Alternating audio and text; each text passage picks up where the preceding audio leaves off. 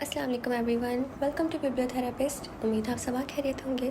आपके लिए पेश खिदमत है मोहब्बत पे दस्तक अस्कल रिफ़त ज़हर ताहिर, एपिसोड 28। मगर मैं अपनी ज़िंदगी इस कैद में गुजारने को तैयार नहीं हूँ। जब हमारे दरमियान कोई रिश्ता ही नहीं है तो फिर फ़कत एक कमरे में रहने का कोई जवाज़ नहीं है। उसकी संगदिली सबा को चूर चूर कर रही थी। समझ में नहीं आ रहा था कि कौन से ऐसे अल्फाज कहे जो उसका सारा इत्मीनान और सुकून गारिद कर दे। झुककर सिगरेट को सौसर में बुझाते हुए वो चेहरा घुमाकर उसे देखने लगा। उसके लबों की तराश में महफूज कुन मुस्कुराहट जगमगा उठी। एक्चुअली मैं बहुत फेर खेलने का आदी हूँ। मैंने जिस नज़रिए से आपसे शादी की है वो आपको बता दिया है। इसके बाद भी अगर आपके दिल में मेरे लिए सॉफ्ट कॉर्नर है तो मैं आपके जज्बात का पास रख सकता हूँ, वो कह रहा था। सबा को लगा वो भग से उड़ गई हो। क्या समझ रहा था वो उसे? फितरी जज्बात से मजबूर होकर उसके आगे झुककर चंद लम्हों की भीख मांगने वाली उसकी बात उसे गाले के मुतरादिफ मालूम हुई थी। Behaviour mister Naufal Ahmad. वो किसी सूरत भी अपनी आवाज़ को कंट्रोल नहीं कर पाई थी। इश्तियाल की तेज़ लहर उसे बेकाबू कर गई थी। ये रिश्ता जितना आपके लिए नापसंदीदा है उससे कई ज़्यादा मेरे लिए नाकाबिल बर्दाश्त। अगर आप इस बंधन को किसी मजबूरी के तहत निभा रहे हैं तो मेरी ज़बान भी बहुत सी मजबूरियों का पास रख रही है। और जहाँ तक बात है जज्बात की तो वो मोहब्बतों की पैदावार होते हैं। ये सब कुछ भी नहीं है और मैं नफसानी ख्वाहिशात के ग़ुलाम नहीं हूँ कि आपके एक इशारे पर कदमों में ढेर हो जाऊँ। उसके गुस्से से महसूस होते हुए नौफिल ने अपनी सहर तराज आँखों को खफीफ सी जुम्बिश देते हुए हल्की सी पुरइत्मीनान मुस्कुराहट के साथ कहा, तो जब मैं भी इस सिचुएशन से मुतमईन हूँ और आपको भी कोई फ़र्क नहीं पड़ रहा तो चलने दें ज़िंदगी को उसकी मनमर्जी से। उसे नज़रअंदाज करता कपड़े बदलने की गर्ज से ड्रेसिंग रूम में चला गया था। सबा ने हद दर्जा बेबसी का शिकार महसूस करते हुए सर हाथों पर गिरा लिया। बहुत से सवाल उसके अंदर खड़े हुए थे जिनके जवाबात ढूंढना अजहद ज़रूरी था। नौफल का रवैया नाकाबिल बर्दाश्त था। सबा ना तो तमाशुदा ज़िंदगी गुजारने की आदी थी और ना ही आदी होना चाहती थी, मगर इस सारे पासे को पलटने के लिए एक बहुत मजबूत हुक्मत अमली वज़ी करने की ज़रूरत थी। तुम अपनी हर कोशिश कर देखो नौफल अहमद, मगर मैं भी तुम्हें इतनी आसानी से जीतने नहीं दूंगी। मैं इतनी भी कमज़ोर नहीं कि तुम मेरी ही ज़िंदगी की बसात पर मुझे मोहर बनाकर मुझे ही मात देने की सोचने लगो। उसने खुद को हौसला देते हुए इतने दिनों में पहली बार नौफल के मुकाबले आकर इस सारे हाल का सामना करने की ठानी थी। ताईजान और चची जान किसी अजीज़ की इयादत को गईं तो दोपहर के खाने की जिम्मेदारी जोहा पर आन पड़ी। ऊपर से इतवार की छुट्टी थी। वो बौखला गई। छुट्टी के रोज़ तो बतौर ख़ास सबकी पसंदीदा चीज़ें बनाई जाती थी और यहाँ जोहा साहिबा का शुमार यंगरौटा में होता था। अभी 4 दिन ही तो हुए हैं मुझे किचन में आते हुए। अब भला मैं इन सब की लिस्ट कहाँ से तैयार करूँ? वो झुंझला कर चीज़ें इधर से उधर पटक रही थी। उसे तो वजदान की बिरयानी की फरमाइश ही ने बौखला डाला था। चलो मीठे में फ्रूट ट्रफल तो वो बना ही लेती कि उसमें काम ही कौन सा था, मगर ये फरमाइशें गड़बड़ वाली डिश थी और सोहा बीबी को चची जान ने अभी कुकिंग की पहली सीढ़ी यानी चावल बनाने तक ही महदूद रखा हुआ था। सालन की कोई डिश उसे बनानी नहीं आती थी। आप डियर बेफिक्र हो जाएं, अब्बू जी अपने किसी दोस्त की तरफ चले गए हैं और शाम से पहले तो किसी तौर पर वापस आने के अमकनात नहीं है। हमरा ने उसकी परेशानी कम करना चाहिए थी। तायाजान बेचारे किस गिनती में शुमार होते हैं? वो तो इतने अच्छे हैं कि सुबह का बचा हुआ पराठा खाने को भी राज़ी थे। ये बस तुम्हारे अकेले मोहित भाई ही सब पर भारी हैं, वो चिढ़कर कह रही थी। अभी थोड़ी देर पहले ही तो उसने हमरा के ज़रिए पैगाम दिया था कि चिकन जलफरेज़ी ख़ास तौर पर तैयार किया जाए। क्या है अभी, खाना पकाना इतना मुश्किल तो नहीं है, बस तरकीब आनी चाहिए। हर चीज़ का पहले मसाला तैयार किया जाता है, फिर जो चीज़ पकानी हो वो डालकर पानी डाल दें, खाना तैयार। हमरा ने चुटकी बजाई तो वो शिद्दत आमेज़ अंदाज में बोली, काश जितनी आसान तरकीब तुमने बताई है उसी तरकीब से हर खाना तैयार हो जाए। सब आप की डायरी से देख लेना, इतनी ज़बरदस्त तरकीबें लिखी हुई हैं उन्होंने। हर संडे को एक नई डिश बनाती थी वो। हमरा ने मशवरा दिया था जिसे उसने मायूसी से रद्द कर दिया। देख चुकी हूँ मैं उसकी अक्लमंदाना तरकीबें। सिर्फ मसालों के तनासब और डिशेस के नाम लिखे हुए हैं या फिर उनसे मुतालिक चंद ज़रूरी बातें। ज़ाहिर है बुनियादी तरकीब तो उसे पता ही होती थी कि खाना किस तरह बनाया जाता है। उसी ने सबको बिगाड़ा है। چلیں اب کچھ تو پکا لیں، ٹائم نکلا جا رہا ہے، کچھ نہ ہونے سے کچھ ہونا بہتر ہے۔ دال چاول بنا لیتی ہوں۔ آسان ترین ڈش کا خیال آیا مگر ہمراہ نے ریجیکٹ کر دیا۔ معید بھائی کہتے ہیں یہ لڑکیوں کی پسند کی ڈش ہے۔ اوف، کس قدر نیک ہے، جس ڈش کے ساتھ لڑکیوں کا نام آ گیا وہ بھی نہیں کھائیں گے۔ وہ بوکھلا کر فریزر میں سے چکن کا پیکٹ نکالنے لگی۔ ہاں بھائی، کیا کیا تیار ہو چکا ہے؟ وجدان نے کچن میں داخل ہوتے ہی یوں دونوں ہاتھ آپس میں رگڑے تھے جیسے فوراً ہی کھانا کھانے کو بیٹھنے لگا ہو۔ ابھی تو صرف پلان ہی تیار ہو سکا ہے، ہمراہ نے بتایا تو وہ چھوٹی ڈائننگ ٹیبل کی چیئر گھسیٹتا وہیں پر بیٹھ گیا۔ حد ہوتی ہے نالائکی کی آپی، کچھ سباب ہی سے سیکھ لیا ہوتا۔ اس نے اب تک مجھے سب سے بہترین بیلن اور چھری چلانا سکھایا۔ اگر تم نے اپنی فضول بک بک جاری رکھی تو ان دونوں صلاحیتوں کا بہت اچھا مظاہرہ کر سکتی ہوں۔ زوہا نے فوراً دھمکی دی تو وہ دونوں ہنسنے لگے۔ زوہا نے ان دونوں کے سامنے لہسن اور پیاز بنانے کو رکھے تو وجدان کی بتی سی گم ہوتے دیر نہیں لگی تھی۔ یہ کیا ہے؟ ایسا کھانا تو شاید جیل میں ملتا ہوگا قیدیوں کو۔ لہسن چھیلو اور پیاز کاٹو ورنہ شاید کچے ہی کھانے پڑیں گے، وہ اطمینان سے کہہ کر فریزر سے ٹماٹر اور ہری مرچیں نکالنے لگی۔ یہ خالصتاً زنانہ کام ہے، وجدان کترایا تو زوہا نے اسے چھری دکھائی۔ آرام سے بیٹھ کر کام کرو، تم ہمیشہ مردوں کی بہترین صلاحیتوں کی تعریف میں سب سے آگے یہی کہتے ہو کہ دنیا میں بہترین کوک بھی مرد ہی ہوتا ہے۔ آج ذرا تمہارا بھی ٹیسٹ ہو جائے۔ اب خود کچھ نہیں کریں گی؟ ہمراہ کو اعتراض ہوا تھا۔ میں ذرا جا کر صبا سے فون پر بریانی کی ترکیب پوچھتی ہوں، تم ذرا چولہے پر ہنڈیا چڑھا دینا، وہ روانی سے کہہ رہی تھی۔ وجدان گہری سانس لے کر لہسن چھیلنے کی تیاری کرنے لگا۔ زوہا کے انداز سے لگ رہا تھا دوپہر کا کھانا بھی دنیا کا بہترین کوک ہی پکائے گا۔ آپ کیا ان کے گھر جا کر ترکیب پوچھ رہی ہیں جو اتنی دیر لگے گی کہ پیچھے ہنڈیا بھی میں چڑھاؤں؟ ہمراہ خود اس سارے چکر سے انجان تھی، بدک گئی۔ گڑیا، کام ہی کیا ہے، میں کون سا چکن جلفریزی بنا رہی ہوں، سیدھا سادہ چکن ہوگا۔ اچھا تم یہ پیاز تو کاٹو، اتنی دیر میں صبا سے نمٹ لوں۔ وہ خود کو بہت مصروف ظاہر کرتی کچن سے باہر نکل گئی۔ اب تو سیدھے رات کا کھانا ہی پکے گا، آدھا گھنٹہ تو یہ محض حال احوال پوچھنے میں ہی لگا دیں گی۔ وہ ڈھب سے کرسی پر بیٹھی تھی، پھر وجدان کو لہسن چھیلتے دیکھ کر ہنسنے لگی۔ تم یہ کام اپنے موکل سے کیوں نہیں کروا لیتے جو بقول تمہارے بابا جی ٹھنڈے والی چادر تمہاری خدمت میں بطور تحفہ تمہیں دے دی ہیں؟ اتنے چھوٹے چھوٹے کاموں کے لیے موکل بیچارے کو تکلیف کیوں دوں؟ اس سے بڑے بڑے کام لوں گا، وہ اطمینان سے کہہ رہا تھا۔ مثلاً کون سے بڑے بڑے کام؟ وہ سوچنے کی ایکٹنگ کرتے ہوئے بولا۔ اوہ، جیسے کسی دن اگر تم مجھے کپڑے پریس کر کے نہ دو تو تمہیں غائب کروا دوں۔ خدا نہ کرے، وہ سہم سی گئی تھی۔ خدا نہیں مگر میں ضرور کروں گا، اس نے مزے سے کہا تو وہ اسے گھورتے ہوئے پیاز کی پرتیں اتارنے لگی۔ معید کچن میں داخل ہوا تو کچھ عجیب سی صورتحال تھی۔ وجدان سنک پر جھکا، نل کھولے پانی کی چھینٹیں مار رہا تھا اور ہمراہ آنسوؤں بھری آنکھیں لیے شاید اپنی باری کے انتظار میں تھی۔ کیا ہو رہا ہے یہ؟ وہ حیران ہوا تھا۔ وجدان آستین سے چہرہ خشک کرتا اس کی طرف پلٹا۔ آج سے ہم دونوں نے ایک بہترین کوک کو اسسٹ کرنا شروع کر دیا ہے، اور وہ بہترین کوک کہاں ہے؟ معید نے آدھے ادھورے چھلے لہسن اور ادھ کٹی پیازوں پر نظر ڈالتے ہوئے پوچھا تو وہ شرارت سے بولا، بہترین کوک اس وقت صبا آپی سے فون پر بریانی کی ترکیب پوچھ رہا ہے۔ اس کے ہونٹوں پر ہلکی سی مسکراہٹ پھیل گئی۔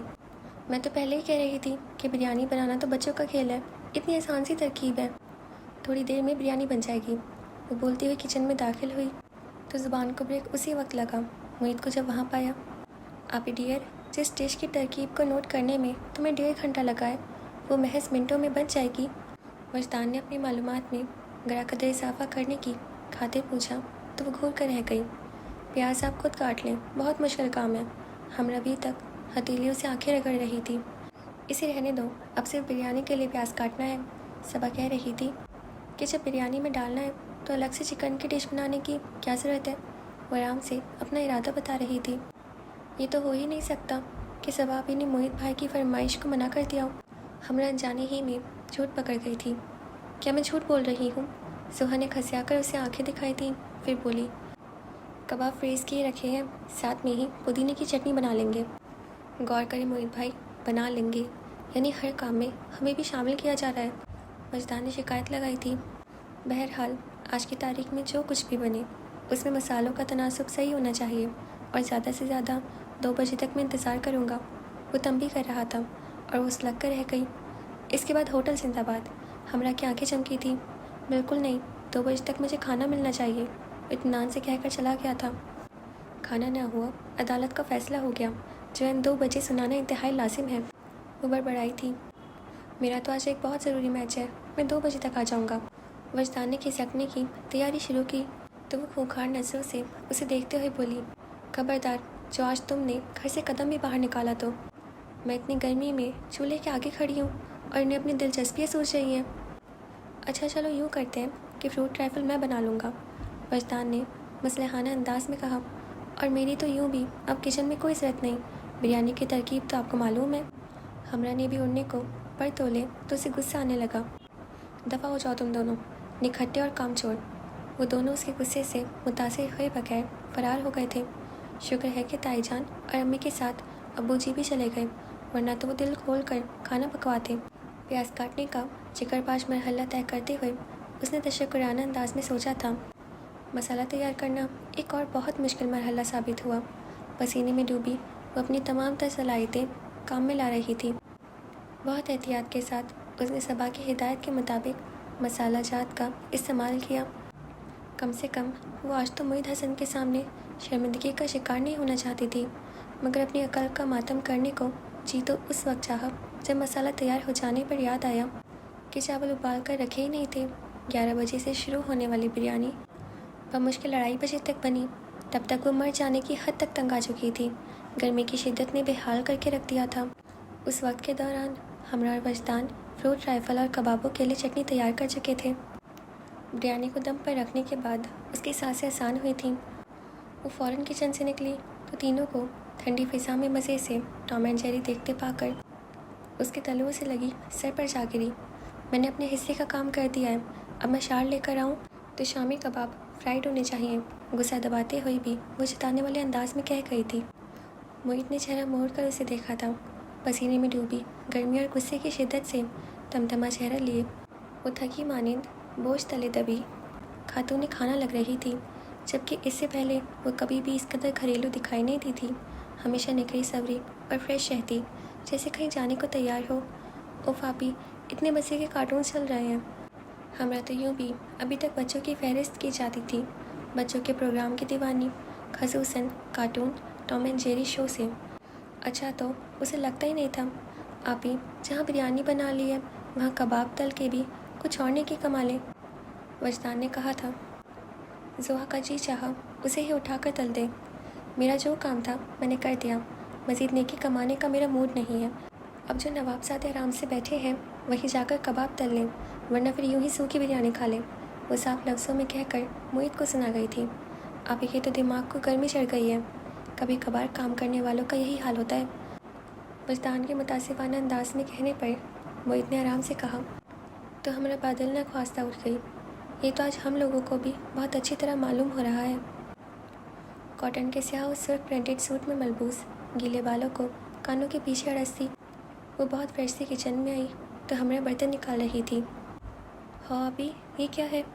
ہمراہ متعیر تھی اور بریانی کا فائنل نظارہ تو دم ہٹانے کے بعد خود زوہا کو بھی گڑبڑا گیا تھا۔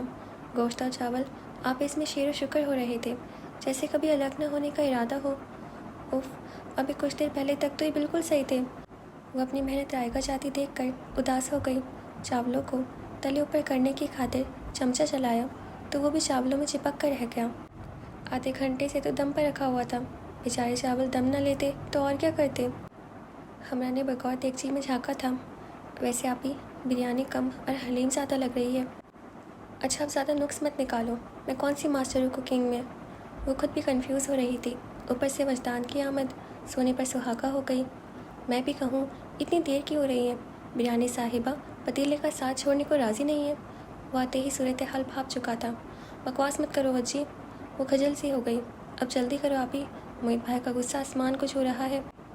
ٹام اینڈ جیری شو کے بعد اب جیو اسپیشل کی باری آ چکی ہے، جہاں روسٹڈ کیکڑے اور سانپ کی مسالے دار ڈشز دیکھ کر تمہاری بریانی یاد آ گئی تو انہوں نے مجھے کچن کی طرف دوڑایا ہے۔ وجدان کی زبان چرکی کی طرح چل پڑی تھی۔ اسے غصہ تو کیا آتا، الٹا جی متلانے لگا۔ وجی دفعہ ہو جاؤ یہاں سے۔ اس نے چاولوں سے لتھڑا چمچ اٹھا کر دھمکایا تو وہ تبک گیا۔ کیا کرتی ہو آپ ہی؟ اس کی کل بھلا مہینہ بھر کہاں اترے گی شرٹ سے؟ مجھے تو بتائے نا، اسے ڈش میں نکالنا ہے یا ڈونگے میں؟ ہمرا الجھن میں تھی۔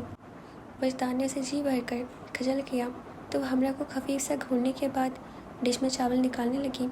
ان دونوں کے سامنے یہ خاصا شرمندہ کرانے والا عمل ثابت ہوا، کیونکہ چاول جس حالت میں چمچے کے ساتھ دیگچے سے باہر آ رہے تھے، ڈش میں بھی جیوں کے تیوں رکھے جا رہے تھے۔ فروٹ رائفل، شامی کباب، چٹنی اور پلیٹ کی طرف ہاتھ بڑھتا وہ ٹھٹک گیا تو زوہا نے سانس روک کر کنکھیوں سے اس کی طرف دیکھا۔ سیاہ آنکھوں میں تحیر واضح تھا۔ ڈش میں پڑی چاولوں کی ڈھیروں کو زوہا نے چمچ سے کافی حد تک پھیلا دیا تھا۔ وہ ٹھیک لگنے کے بجائے اور بھی عجیب واضح اختیار کر گئے تھے۔ اوپر سے ان کے اندر سے جھانکتی مرغی کی بوٹیاں اور ہڈیاں بقول وجدان کسی ہارر مووی کا سا سین تھا۔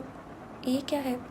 وہ بے یقینی سے زوہا کو دیکھنے لگا تو وہ گڑبڑا گئی، مگر پھر فوراً ہی خود کو سنبھالتے ہوئے اپنے مخصوص پر اعتماد انداز میں بولی، یہ میں نے بریانی بنائی ہے، بس تھوڑی سی خراب ہو گئی ہے۔ او گاڈ! موہت کو دھچکا سا لگا۔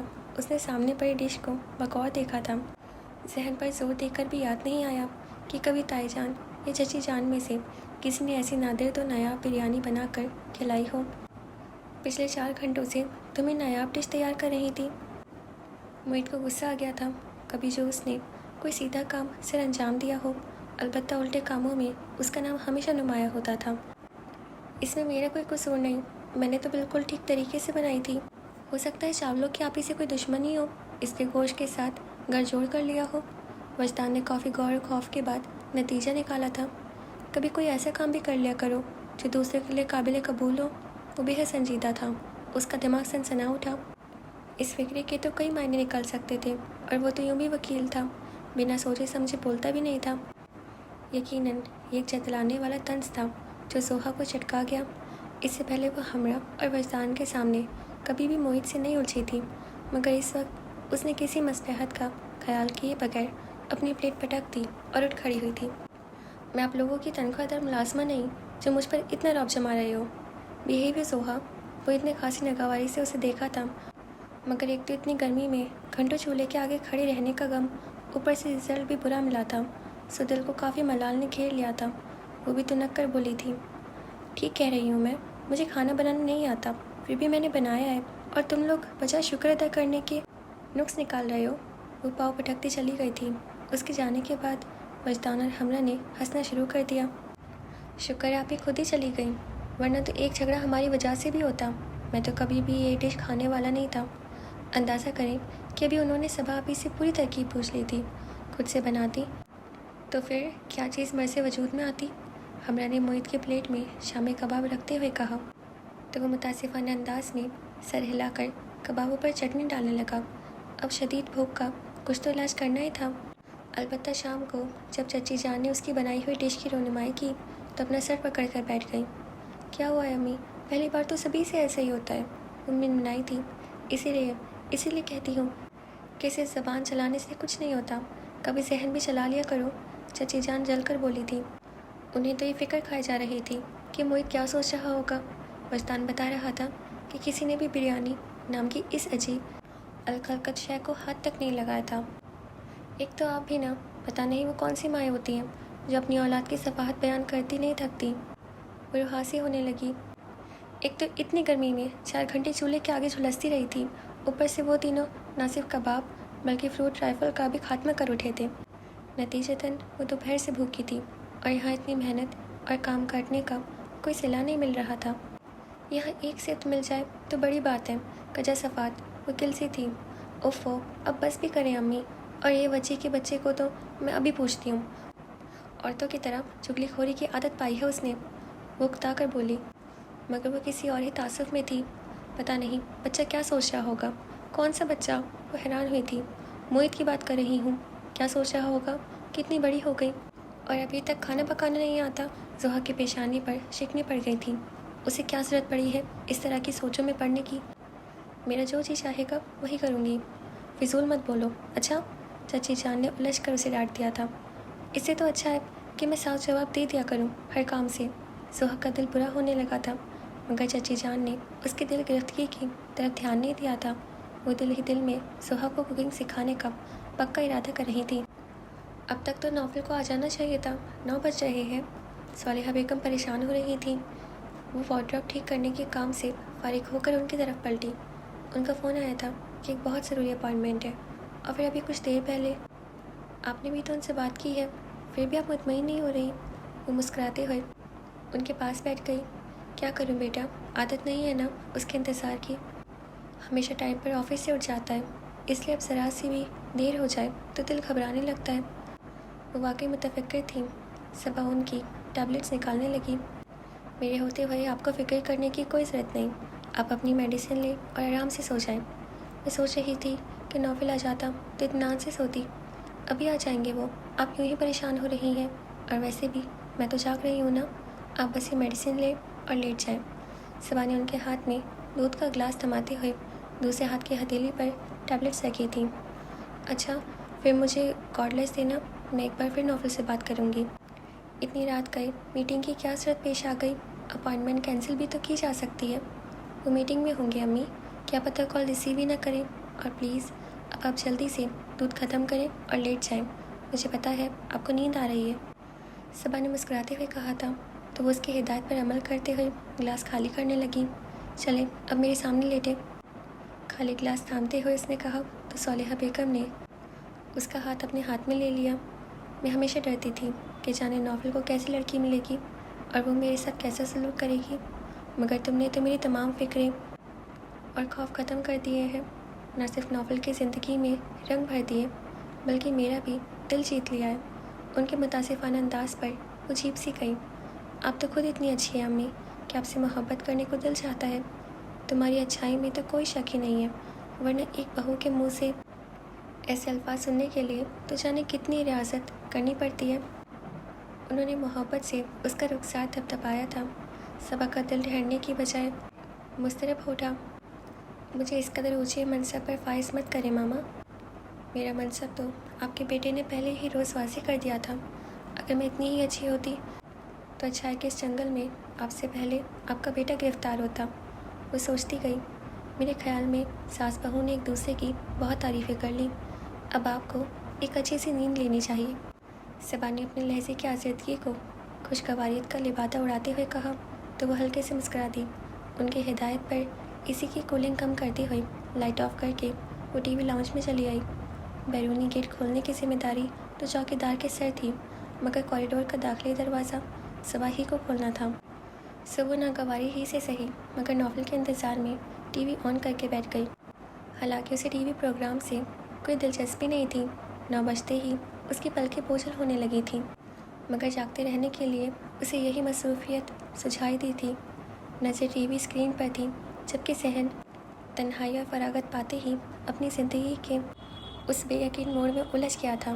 یوں ہی بے دل سے سوچتے ہوئے اس کا الجھا بکھرا دھیان ٹی وی سے ابھرتی دلکش آواز نے سمیٹ کر ایک ہی نقطے پر مرکوز کر دیا۔ وہ ابھی ٹی وی اسکرین کی طرف متوجہ نہیں تھی، مگر مگنیہ کی دلکش آواز میں ادا ہونے والا ہر لفظ اس کی سماعت نے اپنے اندر اتار لیا تھا۔ زندگی کچھ نہیں، احساس محبت کے بغیر، جیسے ہو کوئی خلا، جیسے جنگل کی ہوا، کسی نے پہچانا اسے، تیرے قریب میں یہی راز کھلا ہے مجھ پر، آدمی خاک ہے چاہت کے بغیر، زندگی کچھ نہیں، احساس محبت کے بغیر۔ ہاں، زندگی کچھ نہیں، کچھ بھی تو نہیں، اگر محبت نہیں ہے تو۔ اس کی بند آنکھوں کے کونے نم ہونے لگے تھے۔ اور کیا میں تم سے خود کہوں نوفل احمد کہ میں اب تک محبت تو بھری فضا میں سانس لیتی آئی ہوں، گھر سے اس گھر تک کا فاصلہ بھی تو میں نے محبت کے پل پر طے کیا تھا، اور ہوا کیا کہ محبت تو کیا، احساس محبت بھی نہیں، اور وہ تمہاری صحت طراز آنکھوں کا دھوکہ، کتنی کامیابی سے ٹریپ کیا ہے نا تم نے مجھے، کتنے رنگ چھلکتے تھے تمہاری آنکھوں سے، کیسا جادو چھلکتا تھا تمہارے لفظوں سے، میری اتنی کڑی آزمائش۔ مت کرو نوفل احمد، محبت تو میرا اوڑھنا بچھونا ہے، میں تو سر سے پاؤں تک اسی رنگ میں رنگی ہوں، چاہتوں کی خوشبو میں سانس لینے کی عادی ہوں، میری سانسوں پر پہرے مت بٹھاؤ، مجھے بے رنگ زندگی گزارنے کی سزا مت دو۔ وہ شکستگی کی زد میں تھی، بہت معصوم سے مان کے ساتھ گزارے ماہ و سال گزارے تھے اس نے، اب اس قدر سنگ دل شخص کی بے اعتنائی کا سامنا کرنا مشکل کیوں نہ لگتا۔ وہ تو ہمیشہ سے محبتوں کی برکھا میں بھیگتی رہی تھی۔ اچانک کڑی دھوپ کا سایہ بینائی چھیننے کے در پہ تھا۔ گاڑی کے ہارن کی آواز نے اسے چونکایا تو اس نے سیدھے ہوتے ہوئے ہتھیلیوں سے رگڑ کر شکستگی کے نشانات مٹانے کی کوشش کی اور داخلی دروازہ کھولنے کی غرض سے اٹھ کھڑی ہوئی۔ اس کے پہنچنے تک وہ ایک مرتبہ دروازہ کھٹکھٹا چکا تھا۔ صبا نے چابی گھما کر لاک کھول دیا۔ وہ ناک گھما کر اندر داخل ہوا۔ تب تک وہ واپس پلٹ چکی تھی، مگر اس کی خاموشی لاؤنج میں پہنچنے تک ہی تھی۔ ابھی کچھ دیر پہلے تک وہ جس کرب اور شکستگی سے گزر رہی تھی، شاید اس نے یا پھر شاید احساس نے اتنے دنوں سے اندر جو کھولن جمع کر رکھی تھی وہ باہر نکل آئی تھی۔ میں آپ کی ملازمہ نہیں ہوں جو آدھی رات تک نہ صرف آپ کا انتظار کروں بلکہ دروازہ بھی کھولوں۔ ٹائی کی نوٹ ڈھیلی کرتا وہ بے تحاشا چوکا تھا۔ چکن کے پیچ کلر کے سوٹ میں ملبوس، چہرے پر ناگواری کے تاثرات سجائے، وہ بولی بھی بیزاری سے تھی۔ نوفل نے گہری سانس بھری تھی۔ آپ خود کو میری ملازمہ نہیں سمجھتی، میں نے بھی آپ کو اس عہدے پر فائز نہیں کیا ہے، پھر بھی یہ آپ نے نہ صرف میرا آدھی رات تک انتظار کیا بلکہ دروازہ کھولنے کا ناگوار فریض سر انجام دیا۔ پوچھ سکتا ہوں کیوں؟ کوٹ اتار کر بازو پر ڈالتے ہوئے اس نے اپنے مخصوص پرسکون لہجے میں کہا تو وہ گڑبڑا سی گئی۔ خجالت نے لہجہ بھر میں چہرہ تمتما دیا۔ اس کے لہجے کا تمسخر ہوا تو نہیں تھا، یہ صرف امی کی وجہ سے ہے، صرف ان کی پریشانی کے خیال سے۔ وہ بات دقت خود سنبھل پائی تھی۔ لہجے میں مغرور بھر سختی سمو کر کہا، اگر آپ کی یہ مہربانی صرف امی کے لیے ہے تو مجھ سے کیا شکایت ہے آپ کو؟ امی کو انکار کر دیتی، میں نے تو آپ سے یہ خدمت نہیں مانگی تھی۔ وہ چند قدم چل کر اس کے سامنے آ کھڑا ہوا تھا۔ اس کے بلا مقابل نگاہوں سے تمسخر اڑاتا وہ صبا کے لیے آزمائش بننے لگا۔ اس کی نگاہوں کی تپش نے پیشانی عرق آلودہ کر دی تھی۔ اپنی خواہ کی بحث پر اسے خود ندامت آنے لگی۔ اوکے جی، تو ہمارا یہ ایپیسوڈ یہاں پہ ختم ہوتا ہے، اور آج کا ایپیسوڈ تو کافی اچھا تھا۔ بیچاری زوہا کے ساتھ کتنا غلط ہوا، اس نے محنت بھی کری، اس کو کھانا بھی نہیں بنانا آتا تھا اور اس کو کھانے کو بھی کچھ نہیں ملا۔ یہ تو غلط تھا نا، اس نے صحیح کہا تھا نا کہ اس نے ٹرائی تو کرا ایٹ لیسٹ، مطلب وہ بھلے ہی سیکھ رہی تھی، اس کو نہیں آتا تھا، بٹ بیچاری اس کو کھانے کو بھی کچھ نہیں ملا۔ اس کی امی نے بھی اس کو ڈانٹ دیا، ان کو یہ فکر تھی صرف کہ موہت کیا سوچ رہا ہوگا۔ خیر چلے دیکھیں گے آگے کیا ہوگا۔ اور صبا اور نوفل، ہائے ان کا تو میں کیا ہی کہوں، میں بس چاہتی ہوں ان کا جلدی سے سارٹ ہو جائے اور وہ اپنی غلطی جلدی سے ایکسیپٹ کر لے اور وہ دونوں پھر ہیپی رہے۔